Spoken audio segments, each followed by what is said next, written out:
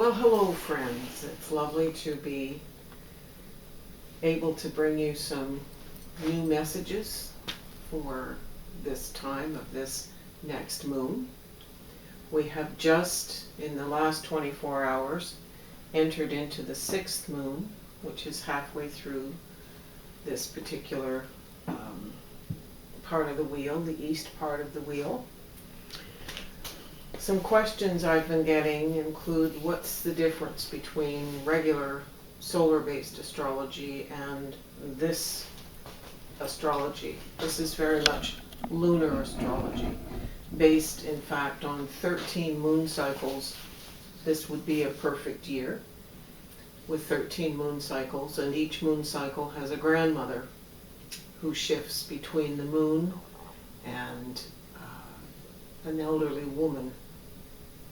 We also refer to her as Maiden, Mother, and Crone.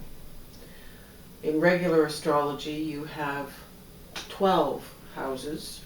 The circle of the universe is divided into 30-degree sectors, and you have Capricorn, Pisces, and in fact, yesterday we just moved into Gemini. But this is lunar astrology, and based on the medicine wheel, as I mentioned. So the reading I'm giving you today is basically up until June the 5th, when we've had the first 2 quarters of this moon cycle. And it's important to take into consideration not just where we are on the wheel, but where we are in our minds. And I've noticed a lot of people getting weary of and burnt out about dealing with the pandemic, and perhaps letting go some of the safeguarding reactions. It's still really important that we not lose focus on protecting each other from this pandemic. So the grandmother of this moon cycle, her name is Storyteller.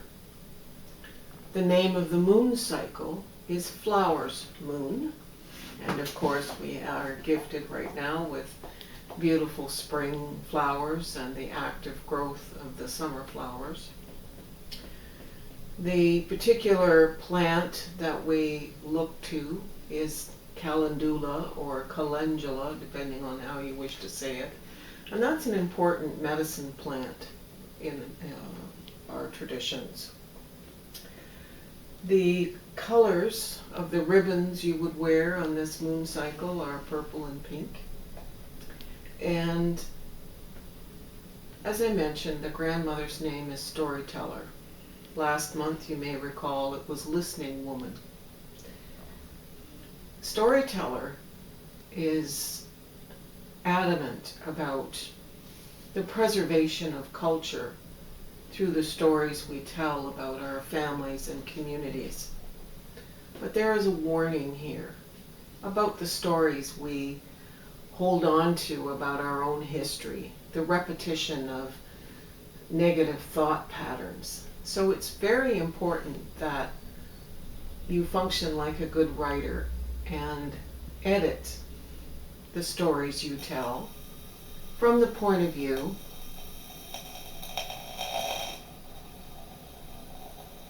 that you're not repeating victim stories, and that you are co-creating with the creator, the great mystery, projecting into the future in a good and sacred way, because everything is manifest in the Nagual, as I spoke of last time in the last video. So this is important. In another month we come up to summer solstice, which is here. And the next moon cycle after Storyteller is a grandmother called Loves All Things. My grandmother called her She Who Finds Love in All Things. But we'll deal with her story a month from now.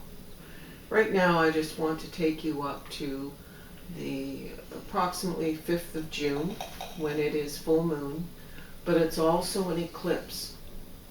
So the story that Storyteller would have us write for ourselves is a very important one in this 2-week period prior to the full moon.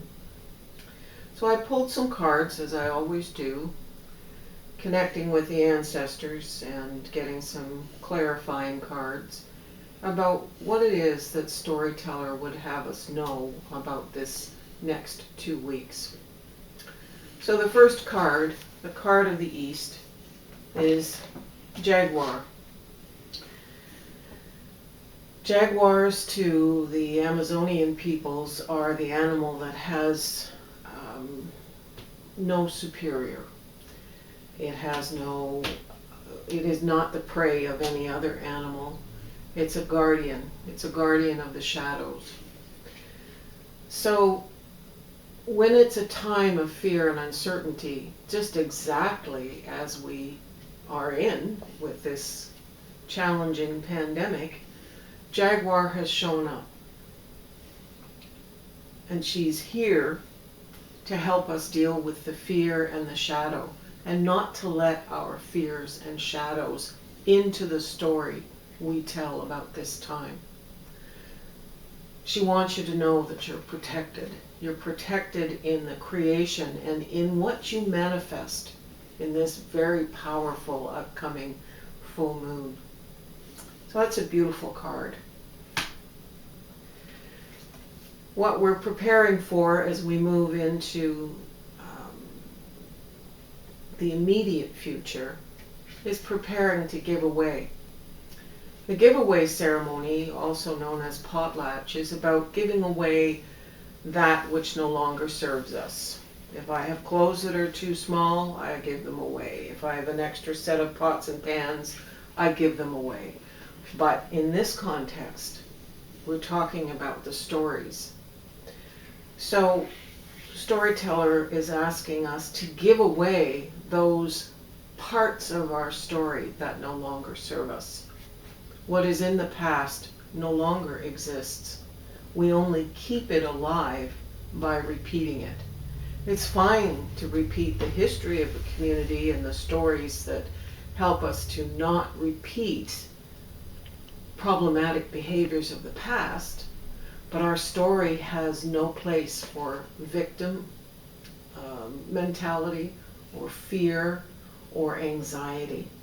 A lot of anxiety right now, but it does not need to be. We do not need to fear what is coming. We do not need to look that far into the future. So we are giving away that which no longer serves us individually and collectively in our stories. I loved to see Crow.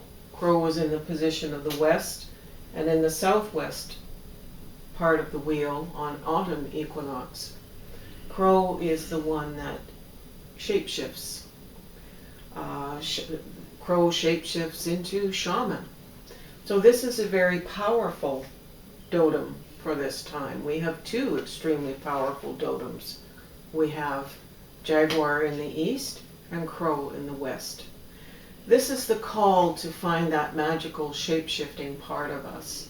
This is a wisdom card. This is our movement as a shapeshifter into a brand new paradigm. So however you think you might manifest that, that's what we're doing in this time, in the next 2 weeks, is looking at how we become the shapeshifter, the shaman, the healer, the keeper of knowledge, the keeper of good knowledge, and that good knowledge is in the stories we tell. The card in the north is Holy Mountain. Holy Mountain is a sacred place. Our mountains in our culture are truly places of pilgrimage and worship and ceremony. It's a reminder to us to find that holy space. It doesn't have to be an actual mountain, but it is very important that we find the place to do ceremony. The clarifying cards, which I pulled to represent messages from the elders, include the following. This is woodpecker, and woodpecker reminds us that even in a dead tree, there is still opportunity for a meal. We don't let things go because we simply think that it's finished, it's done. And by not letting something go, I don't mean the parts of our stories that no longer serve us, but to look very deeply and co-creatively at opportunities that may not seem to be valid or available to us. The next card from the ancestor elders was the feather, which is a communication card. This is recognizing that the things of nature, every stone, every crystal, every tree, every plant, every animal, has a message for us. And we need to stop and take the time. So we are in a perfect time, as the earth has been waking up with the spring, to connect with nature. It's very grounding. It keeps us in the moment. It's a meditative time. So it's important to do your ceremonies and take your ceremonies outside and to recognize what nature can give us in terms of communication about our lives, about the growth that we as humankind will experience coming out of this pandemic, and the new world order that will come of this incredible experience. And the final bit of wisdom as a clarifier was the totem pole. And the totem pole is like, to the British people, a heraldic crest. It is a marker of our belonging. The clans we belong to, the communities we belong to. And if you are feeling in this time of winds and changes, if you're feeling disconnected because of social distancing and physical distancing, please remember that you are always connected with both the seen and the unseen worlds. The final card from Judith Pintar's deck is Great Spirit and Incarnation. It's a picture of a medicine wheel, and it reminds me of a medicine wheel we did ceremonies with over on Lake Huron, a very ancient place that had been put together by ancestors right after the last retreat of the glaciers over 10,000 years ago. It's a sacred circle that still exists. And this card of Great Spirit is about incarnation. It means new birth, rebirth. And these are ancient stories about these times of winds and changes that we are experiencing. When I pulled these cards, I thought to myself, you just can't make this stuff up. This is quite incredible. So these are totems for our time.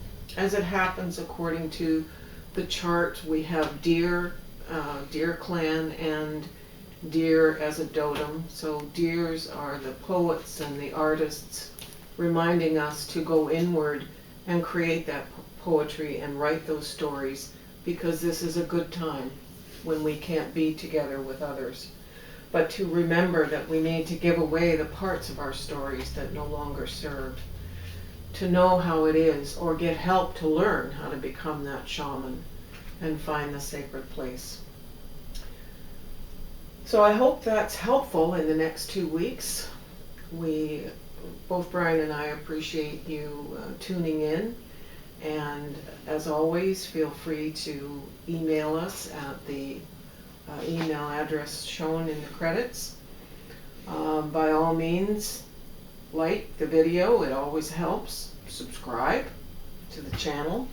And based on your feedback, we'll continue with these lessons and teachings from the medicine wheel. And we'll keep going. So, miigwech, Yawen. Have a great weekend.